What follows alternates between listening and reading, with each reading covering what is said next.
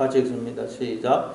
이에 총독의 군병들이 예수를 데리고 관정원으로 들어가서 온 군대를 그에게로 모으고 그의 옷을 벗기고 홍포를 입히며 가시관을 엮어 그 머리에 씌우고 갈대를 그 오른손에 들리고 그 앞에서 무릎을 꿇고 희롱하여 이르되 유대인의 왕이여 평안할지어다 하며 그에게 침뱉고 갈대를 빼앗아 그의 머리를 치더라. 희롱을 다한 후 홍포를 벗기고 도로 그의 옷을 입혀 십자가에 못 박으려고 끌고 나가니라.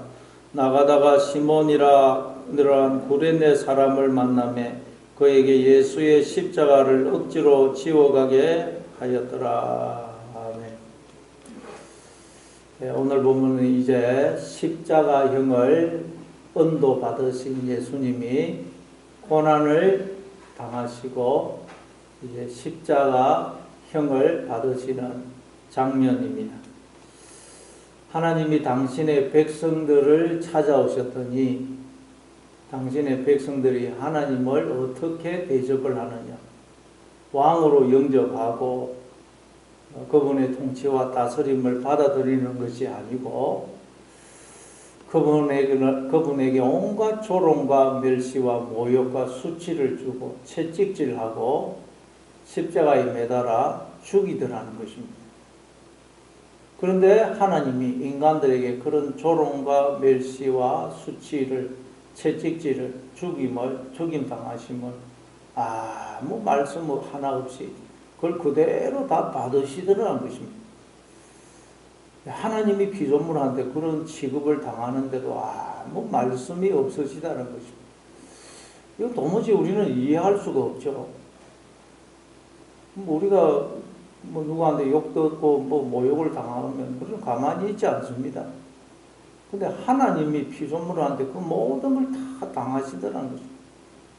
도대체 하나님이 당하신 그 고난은 무엇이며 우리에게 무슨 의미가 도대체 있는 것일까요? 오늘 보면 27절에 보니까 이에 총독의 군병들이 예수를 데리고 관정 안으로 들어가서 온 군대를 그에게로 모으고 이제 빌라도가 바라바는 풀어주고 우리 예수님에게는 십자가 그 형의 판결을 내립니다. 그래서 그 26절에 보니까 이에 바라바는 그들에게 놓아주고 예수는 채찍질하고 십자가에 못 박이게 넘겨주니라. 그러자 로마의 군병들이 예수님을 채찍질합니다. 이때 하는 채찍질은 그 십자가형 집행을 수월하게 하기 위해서 사람을 반쯤 죽여놓는 것입니다. 안 그러면 십자가형을 집행할 때 너무 발부동을 치가지고 집행하기 어렵거든요.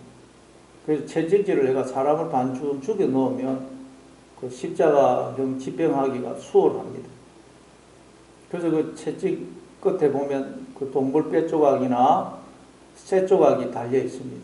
그래서 그 채찍을 내리칠 때마다 살점에 박혀서 탁 잡아당기면 살점이 떨어지고 피가 분수처럼 솟아오릅니다.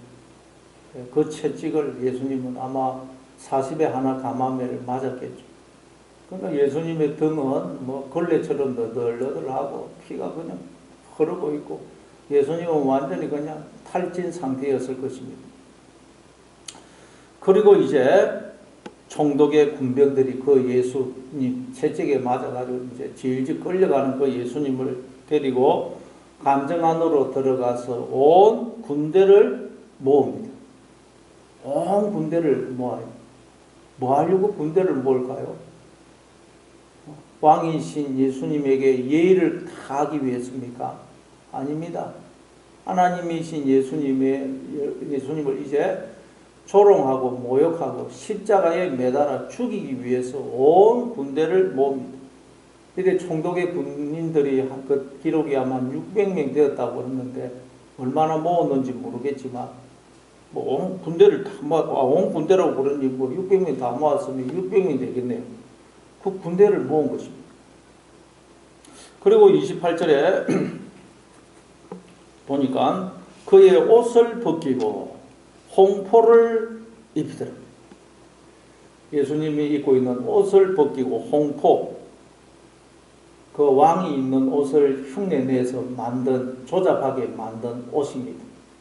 예수님이 그 제목이 유대인의 왕이기 때문에 조롱을 하려고 임금이 입는 그 자색 옷을 흉내내어 만든 조잡한 옷을 입힙니다. 여러분, 우리가 이 빌라도가 바라바는 풀어주고 예수님은 십자가형을 내렸다는 것은 우리가 하나님의 아들이기보다 마귀의 아들 되는 것을 선택하는 의미라고 그랬죠. 우리는 예수님보다 바라바를 선택합니다. 마귀의 아들 되기를 선택해요. 그러니까 예수님의 옷을 벗기고 홍포를 입혔다는 말은, 우리가 이 옷이라는 것은 신분, 지위의 의미 아닙니까? 우리가 하나님을 떠나 하나님의 아들이라는 신분과 지위를 벗어버리고 우리가 마귀의 옷을 입는다, 마귀의 아들이라는 옷을 입는 것을 보여주는 것입니다. 우리는 수시로 그냥 인간들이 하나님을 떠나서 하나님의 아들이라는 그 신분과 지위의 옷을 확 벗어버려요. 탕자가 아버지를 떠나니까 비참하게 되고 더러운 옷을 입지 않습니까? 우리는 하나님을 떠나서 수시로 더러운 옷을 입어요. 그걸 좀 보여주는 것입니다. 그리고 28절에 보니까 가시관을 엮어 그 머리에 씌우고 갈대를 그 오른손에 들리고 그 앞에서 무릎을 꿇고 희롱하여 이르되 유대인의 왕이여 평안할지어다 하며 가시관을 엮어 그 머리에 씌웁니다. 왕이, 제목이 유대의 왕이니까 조롱하기 위해서 임금이 쓰는 금면류관 대신에 가시관을 만들어서 머리에 씌웁니다. 이 유대 지역에 자라는 가시는 길이가 5cm에서 10cm 정도 됩니다.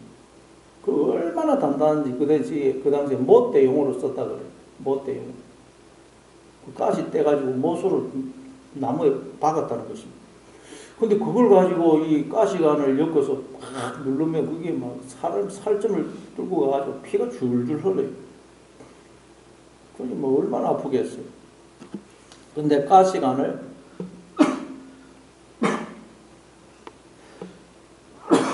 네. 가시관을 엮어서 씌웁니다. 이건 또 뭘 의미하겠습니까? 하나님께서 원래 우리에게 기쁨과 영광과 생명의 면류관을 우리에게 씌워주셨습니다. 하나님께서 우리에게. 그래서 우리는 기쁨이, 생명이, 영광이 충만한 삶을 살도록 지음을 받았습니다. 그런데 인간들이 하나님을 떠나서 스스로 관을 쓰려고 그러는데 그것은 가시관을 쓰는 것과 같다는 거예요. 인간이 하나님을 떠나서 가시관을 쓰더라, 가시관. 그래서 그냥 늘 우리가 갈등하고 번민하고 괴로워하고 이러는 거예요. 왜 그러냐? 하나님을 떠났기 때문에. 원래 우리는 하나님이 기쁨과 영광과 생명의 면류관을 씌워주셨는데 하나님을 떠남으로 인간들이 가시 면류관을 써가지고 늘 괴로워하고 갈등하고 번민하고 그러는 거예요. 왜 그러냐? 하나님을 떠났기 때문에. 우리가 하나님께로 다시 돌아오면 하나님이 우리에게 생명의 면류관, 기쁨의 면류관, 의의 면류관을 씌워줍니다. 근데 하나님을 떠나면 우리가 가시 면류관을 쓰게 됩니다. 너무너무 뭐 가시가 머리를 찌르니 얼마나 괴롭겠어요.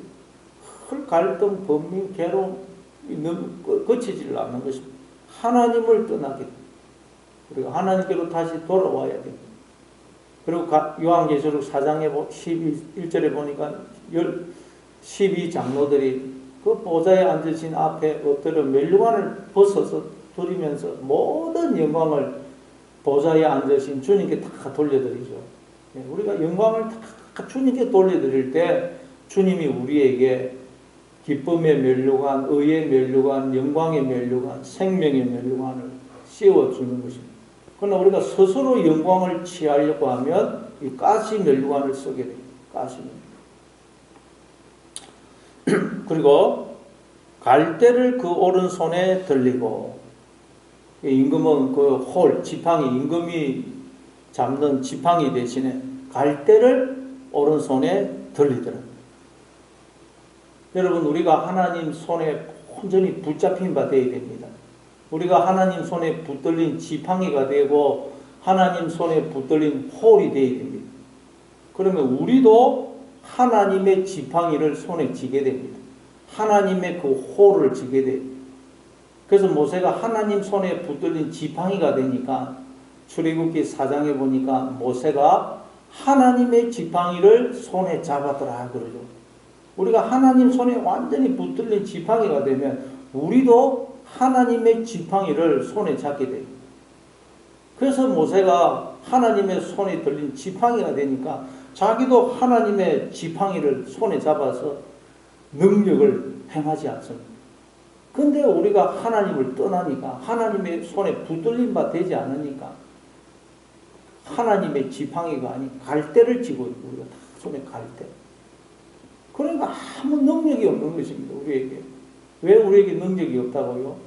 하나님께 우리가 붙들린 바 되어야 되는데 완전히 사로잡힌 바 되어야 되는데 하나님 손에 붙들린 지팡이가 되어야 되는데 그러면 우리도 하나님의 지팡이를 손에 잡게 됩니다. 그런데 우리가 하나님을 떠나니까 갈대를 떡 손에 잡아가지고 아무 능력이 없는 것입니다. 그리고 그 앞에서 무릎을 꿇고 희롱하여 이르되 유대인의 왕이여 평안할지어다 하며 그리고 이제 무릎을 꿇어요. 정말 예수님께 그 경배와 찬양을 올려드리기 위해서 무릎을 꿇은 게 아니고 예수님을 희롱하려고 그래가지고는 유대인의 왕이여 평안할지어다. 니까지 게 유대인의 왕이라면 야 나는 황제다. 그런 의미로 조롱을 하는 것입니다. 그럼 우리도 이 교회 와서 예배드리고 찬송하고 기도하고 말씀을 듣는 것은 말하자면 주님 앞에 무릎을 꿇는 것이라 할 수 있습니다. 무릎을 꿇었습니다. 우리가 다. 그러면 이제 예배드리고 말씀 듣고 기도하고 찬송했으면 우리가 그 말씀을 받아들여서 주님의 다스림과 통치를 받아들여서 우리가 이제 생각을 바꾸고 말을 바꾸고 삶을 바꿔야 됩니다. 근데 뭐 아무리 예배를 드리고 예수를 믿어도 뭐 생각을 바꾸지 않고 말을 바꾸지 않고 삶을 바꾸지 않고 자기 마음대로 살면 무릎은 꿇었지만 주님을 조롱하기 위한 것과 다름없다는 거예요. 무릎은 꿇었는데 그냥 조롱을 하기 위해서 무릎 꿇고 있는 것과 같다는 거예요. 우리가 여러분 예배 드리고 기도하고 찬송하고 말씀 들었으면 이제는 우리가 생각을 바꾸고 말을 바꾸고 삶을 바꿔야 됩니다. 그게 진짜 무릎을 꿇고 주님께 영광과 존경을 올려드리는 것이 되는 것입니다. 예. 그리고 이제 31절에 보니까 30절 그에게 침 뱉고 갈대를 빼앗아 그의 머리를 치더라. 침을 뱉어요. 침을. 이 침을 얼굴에 뱉는 것은 그 사람에게 수치, 가장 큰 수치와 부끄러움을 주는 거 아닙니까? 인간들이 하나님께 침을 뱉더라는 것입니다. 그리고 또 갈대를 빼앗아 머리를 치더라는 거예요. 그냥 머리를 툭툭 치면서 안 그래도 가시 멜류안을 써서 피가 나고 있고 그걸 갈대로 가지고 머리를 치면서 비웃어요. 그리고 31절에 보니까 희롱을 다한 후 홍포를 벗기고 도로 그의 옷을 입혀 십자가에 못 박으려고 끌고 나가니라. 희롱을 다 했다 그래요. 군병들이 자기 실컷 그냥 막 하고 싶은 만큼 희롱과 모욕을 다 한 것입니다. 중간에 뭐 예수님이 막 과함을 지른다든지 졸도하다든지 해가지고 뭐 그냥 중간에 멈춘 게 아니고 이 군병들이 하고 싶은 만큼 그냥 희롱을 다 했다는 거예요. 그런데 예수님은 그 모든 모욕과 조롱과 희롱을 말 없이 다 받으시더라는 거죠. 그러자 이제 홍포를 벗기고 도로 그의 옷을 입혀 십자가에 못 박으려고 끌고 가더라는 거죠. 하나님이 자기 백성을 찾아왔더니 자기 백성들이 하나님을 이렇게 대접을 하더라는 거예요. 하나님이 피조물한테 이런 대접을 받는데도 아무 말씀이 없더라는 거예요. 도대체 하나님 왜 이런 인간들한테 이런 대접을 받으면서도 아무 말이 없었을까요? 이해가 안 됩니다. 우리는 여러분 조그마한 기분이 나쁘고 무슨 욕만 들어도 가만히 안 있지 않습니까? 도대체 근데 예수님은 왜 이렇게 하셨을까요? 그 이유가 뭘까요? 베드로전서 2장 22절부터 24절에 보니까 그는 죄를 범하지 아니하시고 그 입에 거짓도 없으시며 욕을 당하시되 맞대어 욕하지 아니하시고 고난을 당하시되 위협하지 아니하시고 오직 공의로 심판하시는 이에게 부탁하시며 친히 나무에 달려 그 몸으로 우리 죄를 담당하셨으니 이는 우리로 죄에 대하여 죽고 의에 대하여 살게 하려 하심이라. 그가 채찍에 맞음으로 너희는 나음을 얻으나니. 그는 죄를 범하지도 않으시고 입에 거짓도 없으셨다는 거예요. 그런데 욕을 들었다. 아무 무슨 잘못도 없는데 욕을 들었다. 그렇지만 맞대어 욕하지 않으시더라. 우리는 뭐 죄가 있어도 욕 들으면 가만히 안 있는데 예수님은 아무 죄가 없는데 그렇게 억울하게 욕을 들어도 아무 욕을 대신 하지 않으시더라. 그리고 또 억울하게 그렇게 고난을 당하시면서도 위협하지 않으시더라. 우리는 억울하면 당하면 막 속으로 이를 질질 깔고 이를 갈고 막 두고 보자 그러지 않습니까? 그런데 예수님 그런 것이 없더라고요. 오직 공의로 심판하시는 이에게 부탁하시더라. 모든 걸 공의로 심판하시는 하나님께 다 맡기시더라. 심판을 다 하나님께 맡기더라. 이게 뭡니까? 속으로 하나님 이놈들 심판해가지고 원수를 갚아주십시오. 그랬다는 말입니까? 그게 아니고 우리를 보시면서 하나님 저들이 지금 알지 못해서 저럽니다. 저들 속에 저들 뒤에서 저들을 조종하고 속이고 부추기고 있는 악한 영을 심판해서 저들을 구원해 주십시오. 그렇게 부탁했다는 거예요. 그래서 십자가에 달려서 아버지여 저들을 사하여 주옵소서. 저들은 자기들이 하는 것을 알지 못하고 있습니다. 그렇게 기도하시지 않습니까? 그래서 친히 나무에 달려 그 몸으로 우리 죄를 담당하셨으니 이는 우리로 죄에 대하여 죽고 의에 대하여 살게 하려 하심이라. 그가 채찍에 맞음으로 너희는 나음을 얻으나니.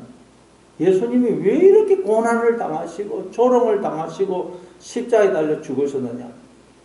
우리를 낫게 하시려고, 우리를 구원하시려고 이러시다. 하나님이 이렇게 모욕을 당하시고 조롱을 당하시고 십자가에 달려 죽으셨다. 나를 구원하기 위해서, 나를 살리기 위해서. 그래서 여러분 베드로는 그가 채찍에 맞음으로 너희는 나음을 얻었다 이 한마디 하는데 이건 이사야서 53장 4절 말씀을 인용한 것이죠. 그는 실로 우리의 질고를 지고 우리의 슬픔을 당하였거늘 우리는 생각하기를 그는 징벌을 받아 하나님께 맞으며 고난을 당한다 하였노라. 그가 찔림은 우리의 허물 때문이요 그가 상함은 우리의 죄악 때문이라. 그가 징계를 받음으로 우리는 평화를 누리고 그가 채찍에 맞음으로 우리는 나음을 받았도다. 하나님이 사람이 되어 이 땅에 오셔서 피조물인 인간들에게 그렇게 조롱과 모욕과 멸시와 채찍질 받으시고 십자가에 달려 죽으신 이유가 뭐냐? 우리의 질고와 슬픔을 당하기 위해서라. 여러분에게 슬픔이 있고 질고가 있습니까? 하나님이 그걸 당하셨다는 겁니다. 또한 예수님은 우리의 허물 때문에 찔리셨고 우리의 죄악 때문에 상하셨다는 것입니다. 그가 징계를 받음으로 우리는 평화를 누리고 채찍에 맞음으로 우리가 나음을 얻게 된다. 하나님이 나의 허물 때문에 그렇게 찔렸었고 나의 죄악 때문에 상하셨다는 것입니다. 내가 평화를 누리도록 하기 위해서 징계를 받았었고 내가 나음을 얻도록 하기 위해서 하나님이 채찍에 맞았었다는 것입니다. 이게 이해가 됩니까? 하나님이 나 때문에 이렇게 하셨다. 이거 너무 우리 생각도 한 적이 없어요. 이런 일이 있으리라고는 생각도 한 적이 없는데 하나님이 나의 평화를 위해서 징계를 받으시고 내가 나음을 얻도록 하기 위해서 채찍을 맞았었다는 거예요. 왜 이렇게 하셨을까요? 바로 하나님이 나를 그처럼 사랑하시기 때문에. 그래서 로마서 5장 8절에 보면 우리가 아직 죄인 되었을 때에 그리스도께서 우리를 위하여 죽으심으로 하나님께서 우리에 대한 자기의 사랑을 확정하셨느니라. 하나님이 이처럼 우리를 사랑하신다. 그래서 우리는 십자가 앞에 설 때마다 너무 충격을 받는, 이건 우리가 상상한 적도 없거든요. 이런 사랑을 우리가 하나님으로부터 받고 있다고 우리는 생각한 적도 없고 들어본 적도 없고 상상한 적도 없어요. 그래서 그 예수님의 십자가 앞에 서기 때문에 우리는 너무 충격을 받는. 아니 하나님이 나 때문에 그렇게 채찍을 맞고 조롱과 수치를 당하고 십자가에 죽었었다니, 내가 하나님으로부터 이런 사랑을 받고 있다니 너무 우리는 충격을 받게 됩니다. 그래서 십자가 앞에 서게 되면 우리 그 굳어진 마음이 그냥 다 녹아지고 단단한 마음이 깨어지게 되고, 이제는 우리가 그 주님을 마음의 주인으로 왕으로 모셔드리고 그 주님의 다스림을 받게 되고 그 주님과 더불어서 이제 영생의 삶을 살게 되는 것입니다. 그리고 우리가 주님으로부터 하나님으로 이런 사랑을 받고 있는데 마음속에 무슨 상처가 어떻게 있을 수 있겠어요? 나는 억울하다. 뭐 어떻게 거기에 그런 말이 있을 수 있겠어요? 이걸 생각하면 뭐 억울하다. 뭐 나는 상처 있다. 그건 하나님의 사랑을 깨닫지를 못해서요. 그리고 모든 인간들이 하나님으로부터 이런 사랑을 받고 있습니다. 그런데 모르고 있으니 얼마나 기가 차요. 그래서 우리는 이 사랑을 전해야 되는 것입니다. 전해. 그리고 32절에 보니까 이것만 빨리 하고 마치겠습니다. 나가다가 시몬이란 구레네 사람을 만나매 그에게 예수의 십자가를 억지로 지워가게 하였더라. 예수님은 밤새도록 재판을 받느라 잠을 한숨도 못 잤습니다. 그리고 온갖 조롱을 받고 채찍에 맞아가지고 완전히 그냥 뭐 탈진 상태입니다. 그러니까 그 십자가 가운데 지고 가다가 계속 쓰러지는 것입니다. 그러니까 이 로마 군병들이 안 되겠다 싶어가지고 그 사람들 중에 한 사람 택해가지고 그 예수님의 십자가를 지고 가도록 했어요. 그 당시에는 로마가 그 주변 나라들을 지배하고 있었기 때문에 식민지 사람들에게 부역을 시킬 수 있었습니다. 오리까지는 가도록 부역을 시킬 수 있었어요. 그래서 그 많은 사람들 가운데 한 사람을 지명했는데 그 사람이 시몬이란 구레네 사람입니다. 시몬이란 구레네 사람. 구레네는 아프리카 북쪽에 있는 지역입니다. 그러니까 아마 이 사람은 유월절을 맞이해서 유월절을 지키려고 예루살렘에 왔다가 보니까 뭐 사람들이 많이 모여 있으니까 도대체 뭐 하나 싶어서 쳐다보니까 막 뭐 이상한 뭐 예수라는 자가 막 피투성이가 돼가지고 십자를 지고 가다 또 쓰러지고 떨어지고 그러니까 안타까운 마음으로 쳐다보고 있는데 로마 군병들이 당신 나와서 이 십자가 지시하고, 그러니까 뭐 이 시몬을 막 놀래가지고, 여러분 그 십자가 사형틀 아니고 사형틀 그걸 짊어지고 가면 얼마나 기분이 안 좋겠어요. 무슨 뭐 관속에 들어가는 기분이었을 거예요. 사형틀을 지고 가려니 얼마나 기분이 안 좋고. 그러니까 뭐 이야 뭐 오늘 내가 너무 재수가 없구나. 이거 왜 이리 재수가 안 좋나. 하나님도 너무하시지. 내가 그 먼 곳에서 유월절을 지키기 위해서 이 예루살렘에 왔는데 나한테 어떻게 이런 일을 허락하실 수 있나. 원망이 생기고 막 너무너무 기분이 안 좋았을 거예요. 그래서 보니까 예수의 십자가를 억지로 지워가게, 가기 싫은 거 억지로. 그러니까 막 가는 동안도 얼굴이 막 표정이 안 좋고 막 기분이 너무 안 좋았어. 억지로 막 십자가를 지고 가게 했다는 거예요. 근데 가만히 보면 여러분 이 세상에서 유일하게 이 시몬이라는 사람이 예수님의 십자가를 대신 함께 지고 가는 영광을 얻게 돼요. 몰랐지만 이때는 몰랐지만 예수님의 십자가를 함께 지고 가는 영광을 얻게 된 것입니다. 그래서 뒤에 보면 어떤 일이 발생하느냐. 이 시몬, 구레네 사람 시몬 보면 어떤 일이 발생하느냐. 마가복음 15장 21절에 보면 마침 알렉산더와 루포의 아버지인 구레네 사람 시몬이 시골로부터 와서 지나가는데 그들이 그를 억지로 가게 하여 예수의 십자가를 지우고, 이 구레네 사람을 두고 알렉산더와 루포의 아버지라고 해요. 이 알렉산더와 루포가 그 당시 초대교회 교인들에게 잘 알려져 있었던 인물이었던 것 같아요. 구레네 사람 시몬의 아들 알렉산더와 루포. 이 두 사람이 잘 알려졌던 것 같아요.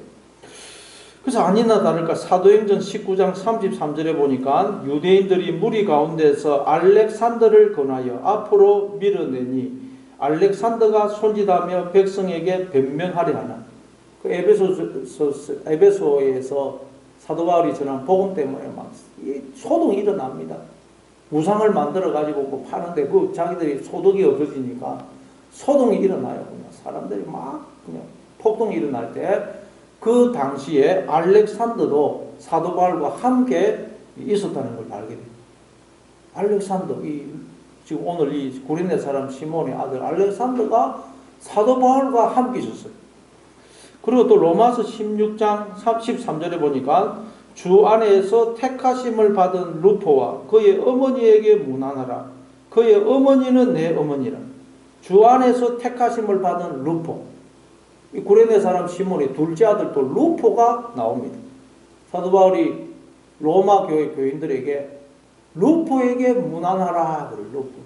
그리고 그의 어머니는 내 어머니라 그래요. 루포의 어머니, 즉 구레네 사람 시몬의 부인입니다. 부인을 두고 그는 내 어머니라 그래요. 사도 바울. 그럼 이 구레네 사람 시몬의 아내가 그 당시 초대교회에서 그런 영적으로 참 어머니처럼 존경을 받았다는 걸 알 수가 있어요. 그러니까 온 가족이 구원을 받고 그 당시 초대교회에서 없어서는 안 될 기둥 같은 인물이 되어 있었음을 알 수가 있어요. 구레네 사람 시몬이 억지로 십자가를 졌는데 그 십자가를 지고 나니까 이렇게 가족이 구원받고 자녀들이 축복을 받고 뭐 이런 것을 알 수가 있습니다. 우리도 여러분 내가 원하지도 않은데 나의 의지와 소원과 상관없이 나에게 주어진 십자가가 있습니다. 짐이 있습니다. 그럼 우리는 뭐 그냥 이 구레네 사람 시몬처럼 막 기분이 나쁘고 하나님 어떻게 나한테 이럴 수 있습니까? 어떻게 나한테 그냥 이런 십자가를 지을 수 있습니까? 짐을 지을 수 있습니까? 막 그럽니다. 뭐 우리에게 주어진 가난, 질병, 풀리지 않는 문제, 부모의 짐, 자녀의 짐, 뭐 형제의 짐, 그게 우리가 원하지 않는 십자가 아닙니까? 그러나 그건 우리가 억지로라도 지고 나면 여러분 그건 우리에게 축복이라. 그럼 하나님이 네가 내 십자가를 함께 져줬구나. 네가 나의 고난에 함께 동참했구나. 고맙다. 하나님 그렇게 말씀하시는 거죠. 그럼 모든 성도는 이 십자가를 집니다. 십자가. 그래서 사도 바울은 우리가 그의 몸된 교회를 위하여 그리스도의 남은 고난을 내 육체에 채운다. 그러지 않습니까? 예수님이 고난을 당하시고 십자가에 죽으심으로 우리를 구원하듯이 우리도 고난을 당함으로 나를 구원하고 내 가족을 구원하고 내 자녀를 구원하고 이웃을 구원하기 위해서 하나님이 우리에게 주신 십자가가 있다. 고난이 있다는 거죠. 여러분 나에게 주신 그 고난 십자가 정말 너무 힘들고 너무 그냥 하나님 왜 이러시나 그런 생각이 들지만 그 십자가 고난을 잘 기쁨으로 감사함으로 지심으로 그 십자가가 구원으로 축복으로 그렇게 주어지는 여러분의 삶이 되시기를 바랍니다.